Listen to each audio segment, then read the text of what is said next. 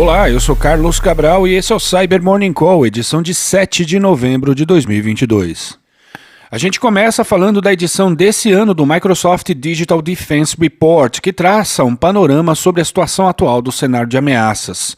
Sobre o cybercrime, o documento registra um aumento nos ataques. Isso porque o crescimento do crime cibernético como uma indústria está reduzindo a barreira técnica de entrada, automatizando atividades que podem ser executadas por gente sem capacitação. Mas é no tema das operações de Estados-nação que o relatório dedica seu maior foco. E não havia como ser diferente. Isso porque, embora os ataques cibernéticos já façam parte dos conflitos e das atividades de inteligência, pelo menos há umas 2 décadas, a guerra entre a Rússia e a Ucrânia trouxe o assunto para o centro do debate internacional com um outro peso. Isso sem contar os incidentes relevantes que recentemente aconteceram em outros países. O documento fala sobre ataques de adversários iranianos contra o processo eleitoral e a infraestrutura de Israel, inclusive disparando as sirenes de emergência que ecoam pelo país em caso de ataques cinéticos. Ele também fala das atividades da Coreia do Norte e da China no sentido de roubar propriedade intelectual e dos adversários norte-coreanos focados no roubo de criptomoedas e de outros ativos de diversas entidades e indivíduos. Além de oferecer esse retrato do momento, o relatório possui uma série de insights acionáveis sobre como proteger sua organização. Vale a leitura, link aqui na descrição. E a Maddie Stone, do Google Project Zero, publicou na sexta os detalhes sobre 3 vulnerabilidades que estavam sendo exploradas em conjunto em dispositivos móveis da Samsung, possivelmente por uma empresa desenvolvedora de spyware.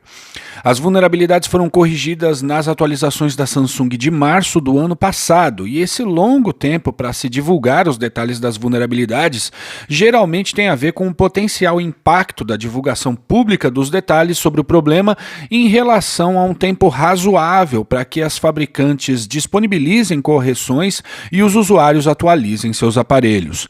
As vulnerabilidades foram catalogadas como CVE 2021-25337, que permite a leitura e escrita arbitrária no clipboard, a CVE 2021-25369, que torna possível obter informações do kernel, e a CVE 2021-25370, uma falha de use after free em um dos drivers do sistema.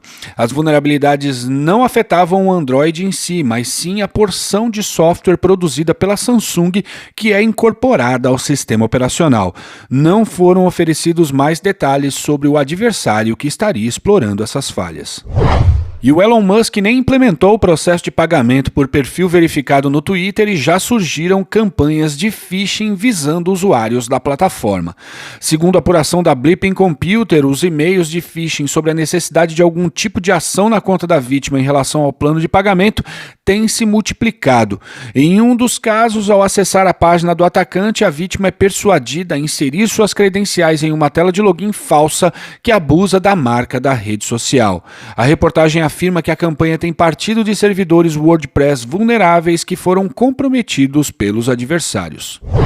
E o Bureau de Jornalismo Investigativo publicou uma reportagem no sábado sobre uma grande campanha de Hack for Hire em que mercenários baseados na Índia, porém contratados por empresas do Reino Unido, teriam conduzido ataques contra mais de 100 pessoas de áreas como a do esporte, da imprensa e de governos.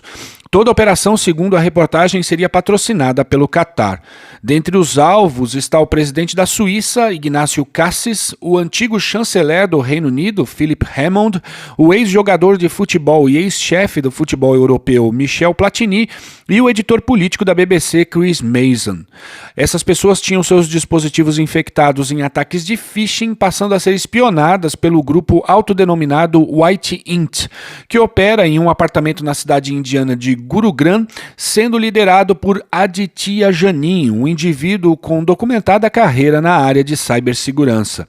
Segundo a reportagem, a operação possui vínculo com a Copa do Mundo da FIFA que está para começar e a maioria das vítimas possuem alguma relação com denúncias de irregularidades no evento ou que de alguma forma rivalizam com os interesses do Catar.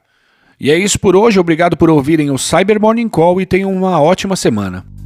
Você ouviu o Cyber Morning Call, o podcast de cibersegurança da Tempest. Nos siga em seu tocador de podcast para ter acesso a um novo episódio a cada dia. E para saber mais sobre a Tempest, nos siga no Instagram, Twitter e LinkedIn ou acesse www.tempest.com.br.